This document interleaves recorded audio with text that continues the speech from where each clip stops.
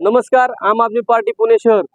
आज आपण महात्मा फुले स्मारक जे राष्ट्रीय दर्जाचं स्मारक आहे त्याच्या समोर अगदी समोरच्या बाजूला जर तुम्ही बघितलं, हे जुनी वाड्या टाईप इमारत आहे। ही आता धोकादायक यादीमध्ये त्यांनी टाकलेली आहे। 2015 साली नोटीस देऊन सुद्धा त्या इमारतीचं कुठलंही पाडण्याचं काम केलेलं नाही। परत आता एकदा नोटीस पुन्हा एकदा लावलेली आहे, तरी ती नोटीस लावून जवळपास महिना दीड महिना झालेला आहे। तर काय झालेलं आहे आता नेमकं? धोखादायक बिल्डिंग हो गई है, पर तो कोई भी ध्यान नहीं देता है वो बिल्डिंग पे।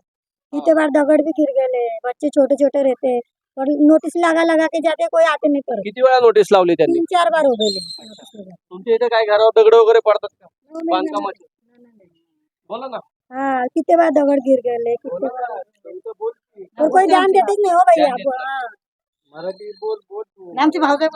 आता पुनर्वसन करण्यासाठी महात्मा फुले स्मारक समिती आणि महानगरपालिका या दोन्ही संघटनांनी पुढाकार घेऊन पुनर्वसन करण्यासाठी हे जागा एक्वायर करण्याचं ठरवलेलं आहे आणि यांचं स्थलांतर करण्याचा विषय आहे। तो विषय मार्गी लागेपर्यंत, हे पुनर्वसन होईपर्यंत एखादी जीवितहानी होण्याची चान्सेस आहेत।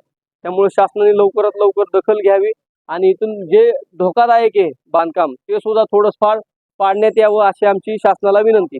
धन्यवाद।